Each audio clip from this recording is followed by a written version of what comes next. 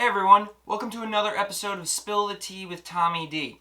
This week we're going to do a new company. We're going to do, this is called, the company's called Mountain Song Herbals, and the tea is called Rise and Shine Breakfast Tea. Now, Mountain Song Herbals is a company I actually saw at the New York Renaissance Fair in Tuxedo, New York. So I wanted to promote these because these businesses really struggled this year. There's a lot of tea companies and other companies out there that have gone to different festivals and, Comic-Con and all these things to make their money, and they really struggled this year. So we want to make sure we support them too. So, Mountain Song Herbals Rise and Shine Breakfast Tea. It is a blend of green tea, Darjeeling black tea, Earl Grey tea, and love. The secret ingredient and most important in all tea. Thank you for that. I actually didn't read that ingredient the first time, and that warmed my heart. Cool. So we have a green tea, Darjeeling. So green tea, Darjeeling, which a Darjeeling is actually a black tea from India, which is a little bit different than other black tea. So Indian black tea, instead of Camellia sinensis, in order for it to grow in India, they had to kind of alter the plant, and it's actually called Camellia assamica, I think is the one that grows in India. So because this is a blend, I'm going to do 2 teaspoons of the tea in my cup. So I can see the green tea looks like a gunpowder green tea, so it's really tightly wound, balled up little pellets. Has that little bit of roastiness to it. Let's actually smell this too. The Darjeeling it's a little bit different than a black tea. It tends to be a lot more lighter, can be a little more floral or a little more musky. And it's got a little more crispness than the bold, kind of earthy, full-bodiedness of a normal black tea. It's a little bit more light body. And then, obviously, we have our Earl Grey, which we know is a black tea with bergamot oil. So, it's a really interesting smelling blend. Because the muskiness from the Darjeeling, the toastiness from the pan-fire green tea, and that little tiny bit of citrus gives it this, it reminds me of fallen leaves on a when fall and the leaves fall, and that kind of musky earthiness, like a dried up leafiness, and then it's got a little spike to it. It's got a sharpness to the aroma. I think it's mostly from the Darjeeling and the bergamot oil in that Earl Grey. So I can see the tiny pellets, probably gunpowder green tea. These lighter green leaves that aren't balled up, that's going to be the Darjeeling. And then we have a few little pieces of our black tea with our Earl Grey. So, I did one episode on blending. So for this, because remember with blending, we have a green tea, we have 2 black teas. However, both the green tea and the Darjeeling actually steep at a 175 temperature. And because the green tea steeps for 2 minutes, we always do shorter steep time and cooler water temperature for blends. So this one, we're going to do a 2-minute steep time, and we are going to do 175 on that. So I'm going to pour this in there, get those ice cubes melting. 175, 2 teaspoons in the strainer. Here we go. All right. So the end of days is upon us. No. So I've been kind of amazed. I really think this early voting system is a very, very good thing. Very forward thinking, because voting is up this year, this election. I think it's really good.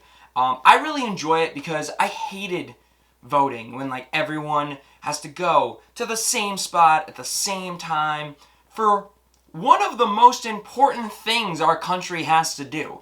And they used to limit it, before this, they limited it to a few hours on one day. It's obnoxious.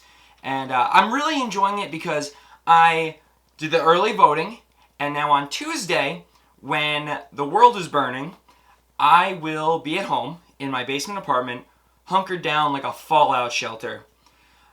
I'm gonna stick my head in the sand. I'm going to stay off social media. I'm going to do everything but think about the chaos that will ensue on Monday. And I think that's the move. Because we don't need to be sitting there scrolling and watching people fight and stuff. We just need to wake up on Wednesday and just see what situation we're dealt in. Times are tough.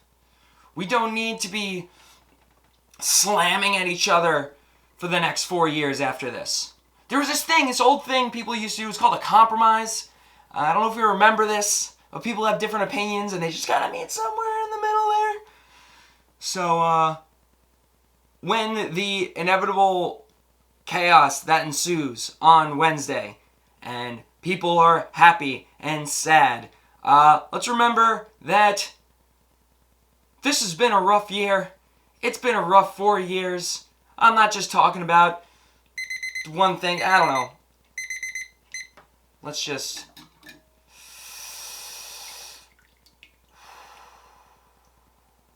So excited to not do anything on Tuesday. Not thinking about it at all. Rise and shine, everyone. Here it is.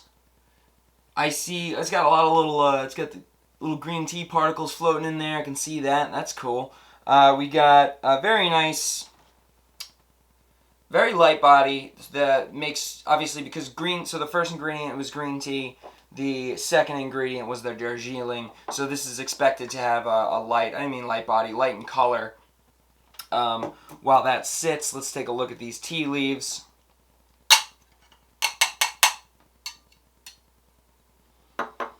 All right. So, little pellets of green tea leaves opened up. I can see the little black tea leaves have opened up from the earlgrey, and the darjeeling tea leaves are still there.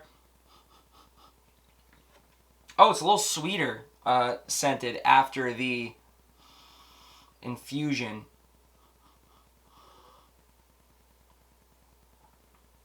Yeah.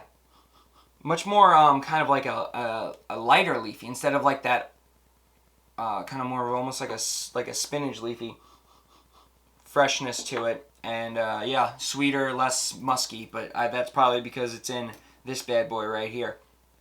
So we're going to take a sip, smell first.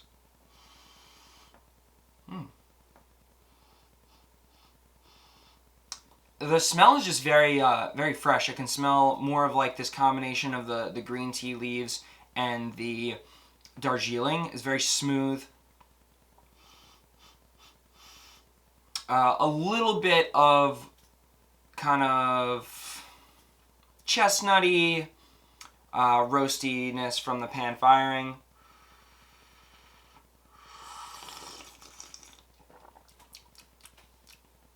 Oh.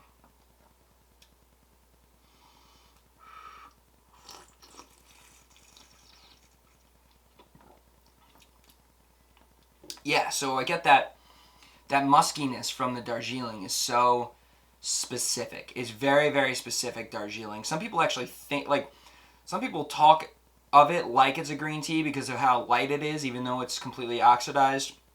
It's very, very smooth, and that muskiness, it has like this, like I said, this little, the blend together is really, really delicious, and it's almost perfect in the blend where it kind of creates its own flavor in this situation, where I don't just taste the bergamot, I don't just taste the muskiness from the Darjeeling, and I don't just taste the roastiness from the green tea. So I'd say Mountain Song Herbals, while you have a few good teas in your selection, the blending is really, really good on this.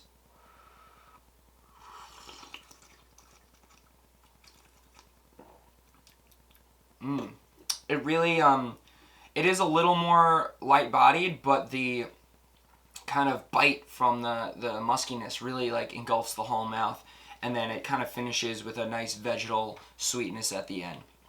So, that's it. And then the reason why I'm sure this is called Rise and Shine is all three of these teas have caffeine in them, so it's definitely, the gunpowder green tea is a higher caffeine for a, tea. Hey! What's this? Oi! Since when?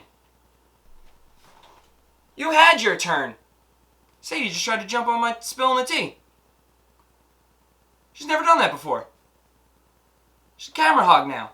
I let her have a few episodes, and this is what you do? Okay. Well,